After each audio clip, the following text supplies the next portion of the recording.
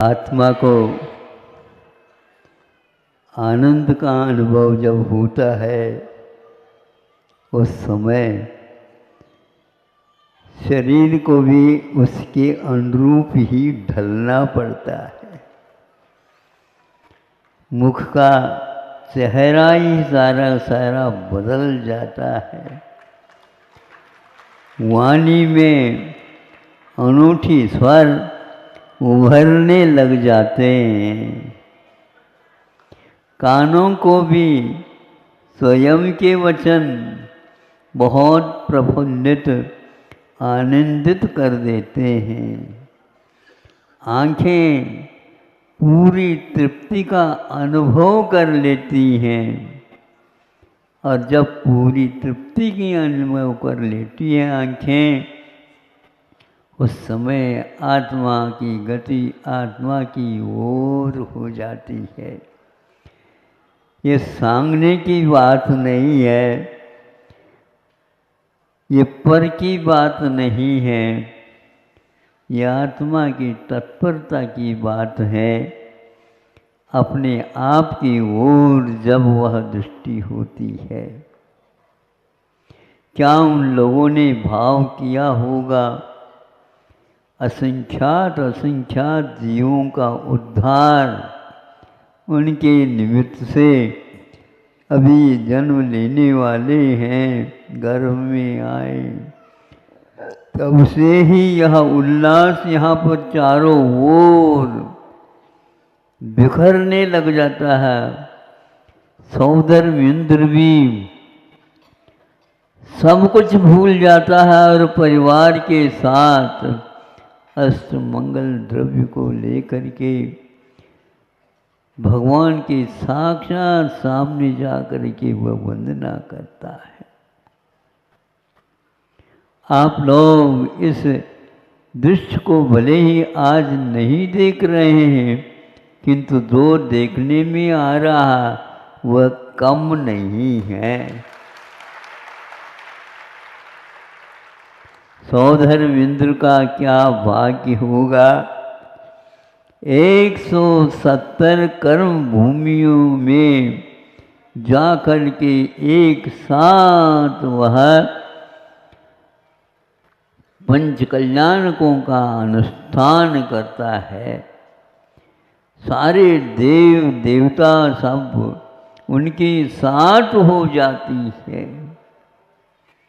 बंधुओं, यह दृश्य इसलिए दिखाया जा रहा है अथवा यह दृश्य इसलिए देखने योग्य है कि हम इस जड़ के चक्कर में शक्कर को ही भूल गए हैं। क्या कहा जाए उसका हम वर्णन ही नहीं कर सकते। जब सौधर्म इंद्र भी वर्णन नहीं कर सका तो आप क्या कह रहे हो सांगू सांगू। कुछ भी नहीं। तोतली ध्वनि में यह बस का जैसा खेल है।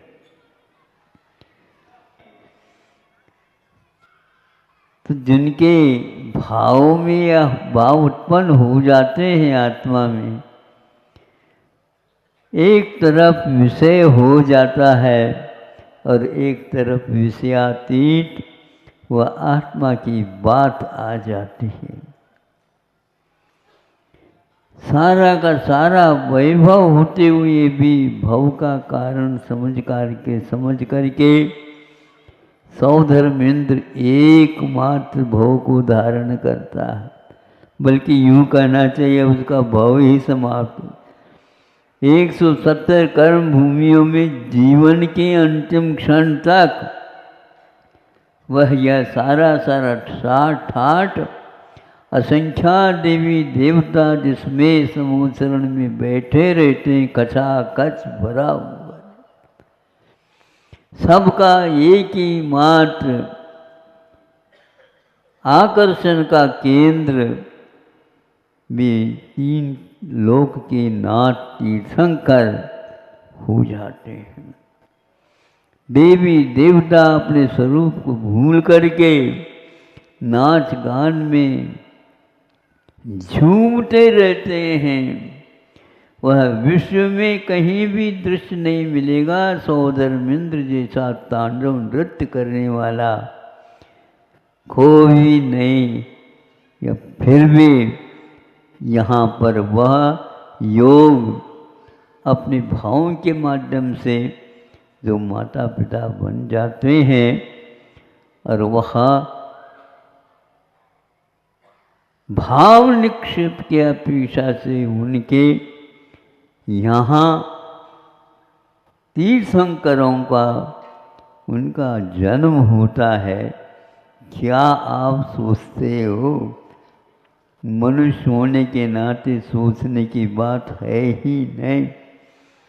द्वादशांग का पाठी होता है सौधर्मेंद्र, वह भी जान नहीं पाता है कि मैं क्या हूँ, कहाँ हूँ, कौन से लोक में हूँ, क्योंकि लोक के नाथ तो यहाँ पर बैठे हैं।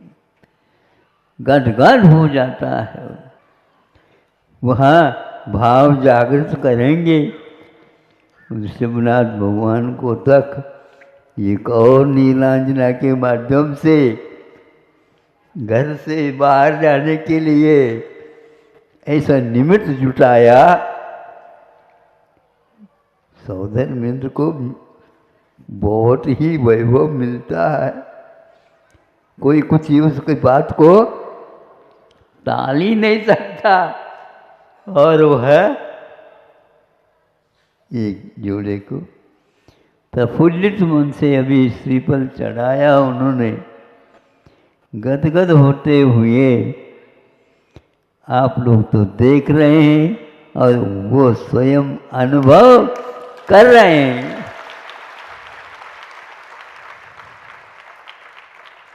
ये राग आग दहे सदा, ये राग आग की भांति संसारी प्राणी को जला रहा है, और उसमें ईंधन नहीं डालेंगे तो आग को बुझना ही पड़ेगा। हम बार बार उसमें क्षण क्षण में उस आग में ईंधन डालते रहते हैं, जैसे धूप खेरते रहे हो उस प्रकार रात दिन कषाय विषय वासना के अलावा कुछ नहीं। और उन्हीं में से जब ये भाव उत्पन्न हो जाते हैं, संगति ही सर्वदा रही आरई सहा सदा संगति अस्तु माम, मेरे ये भगवान मुझे और कुछ चाह नहीं, मुझे आर्यों की संगति चाहिए। ऐसे संगति चाहिए, सत्संगति चाहिए, दो आत्मा की ही मात्र उनके सामने मिलती है। वैर विषय कषाय बिल्कुल साफ। ऐसे सौधर्मेंद्र, ऐसे लोकांतिक आने वाले हैं। यहीं पर आप लोग उस दृश्य को देखेंगे। कैसा लग रहा आप बताओ तो? हम बता नहीं पा रहे हैं महाराज, बताने की बात नहीं, लेकिन फिर भी अपने हाव भाव जिसको बोलते हैं, भाव होते हैं तो हाव भी अपने आप ही प्रतिबिंब बाहर उछलने लग जाता है। ऐसा ये वातावरण स्वप्न की भांति आपके सामने खड़ा हुआ है, और इसको खूब लूट सको तो लूट लो। कोई भी आपको अब मना करने वाला नहीं। पूरा प्रबंध यहाँ कमेटी दान दातारों ने सब किया है, आपको कुछ करना नहीं। पूजन सामग्री भी धुली धुली आपके सामने रहेगी।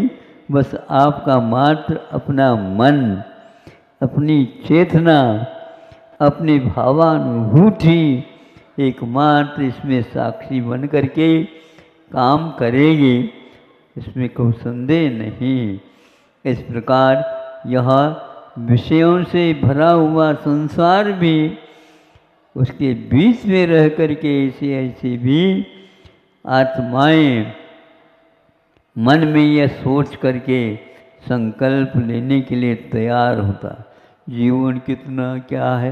अरे भैया, संसार की वासनाओं में अनंत काल व्यतीत हो गया है। अब तो थोड़े से जाग ले, जाग सके तो जागो, नहीं तो भागो यहाँ से। और क्या हो रहा है? और कुछ नहीं हो रहा है।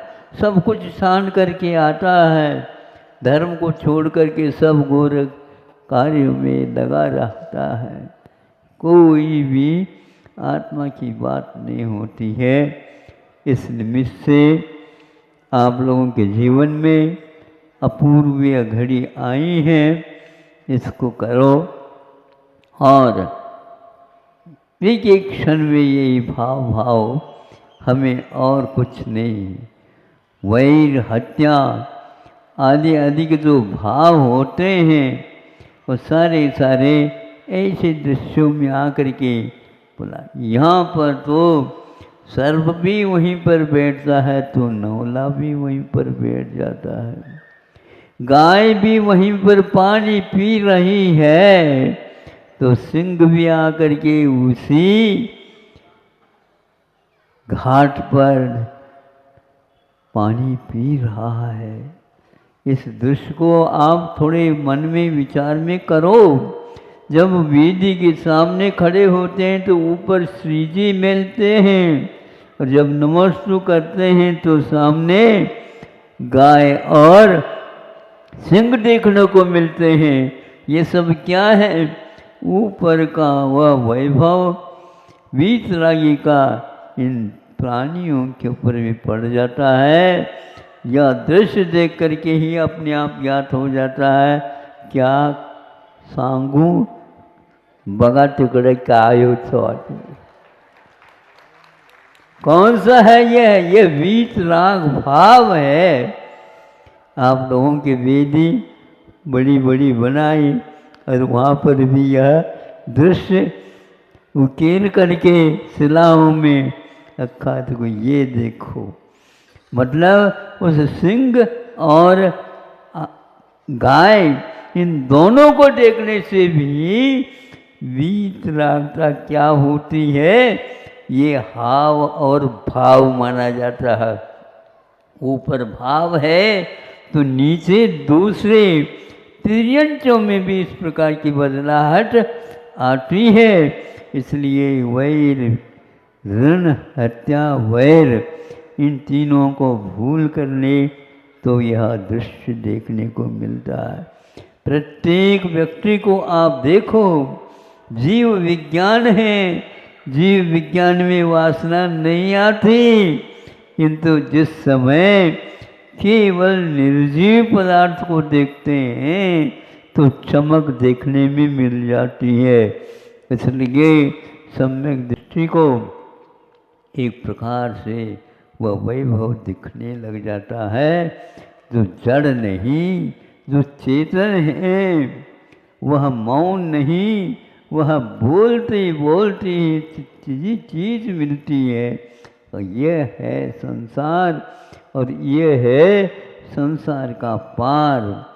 ऐसे अपार संसार को भी पार करने वाले आप लोगों के लिए यह दृश्य उपलब्ध हुआ है। अब इसमें किसी प्रकार से आप की प्रमाद न करते हुए जो कर्तव्य है घर में वो करने योग्य करो, करके किंतु उदासीनता के साथ बच्चों को सारा का सारा सिखा करके फिर इसके उपरांत ऐसे ही कार्यक्रमों में अपने को शेष जीवन को भी व्यतीत करना, अवश्य ही रास्ता खुल जाएगा और विस्तृत सीधा रास्ता दिखेगा। हे भगवान, हम भी आपके समूह शरण में, बस और कुछ नहीं चाहिए। कि जब तक मुक्ति न मिले तब तक यही वैभव, यही दृश्य, यही बात हमारे जीवन में भी घटित हो। यह एकमात्र उस आने वाला जो जीव है, लोक कल्याण के भावों से भरा हुआ वह आत्मा, क्या उसके बारे में हम कह सकते हैं? वहाँ एक प्रकार से स्वर्ग में जो सबसे ज्ञानी रहते हैं और वो भी शब्दों से रहित हो जाते हैं, वर्णन नहीं कर सकते, वर्णन नहीं कर सकते हैं, क्योंकि वर्णातीत उनका वह वैभव है। ऐसे अरहंत परमेश्वर के इनके पंच कल्याणकों के सानिध्य में आप बैठ करके यहाँ पर देख रहे हो, एक एक क्षण को लेते हुए समय काल खिसकता जा रहा है। और आप लोगों के लिए क्या कहें, वह दृश्य भी, वह भाव भी, वह पर्याय भी सामने आने को आतुर है। क्योंकि दो व्यक्ति वीतरागता की उपासना करता है, उसके लिए संसार अधिक नहीं हो सकता। और वह इंद्र सौधर्मेंद्र एक ही भाव को पीरते में कौन सा वो भी मनुष्य भाव को प्राप्त करेगा। यहाँ से वह गया, पहले भी मनुष्य ही था और वह सम्यक दृष्टि क्षायक सम्यक दृष्टि हो करके और यहाँ से मुनि बन करके जाता है। वहाँ पर जीवन के आदि से लेकर के अंत तक और कुछ भी नहीं उनके, और उनका काल कितना दीर्घ काल है कि 40 नील संख्या प्रमाण उनका जीवन है। एक एक सची का पर्याय जो जिसको मिल जाता है वह 5 पल्य होता है। और इस प्रकार 5 पल्य भी असंख्यात वर्षों का हुआ करता है। और वह भी पूर्ण करके और 40 नील कहते हैं, संख्या सुनते सुनते पागल हो जाओगे आप। हाँ, उतने काल तक वह इन कार्यों को करता है, वह यहाँ पर देखने के लिए उपलब्ध कराया जा रहा है।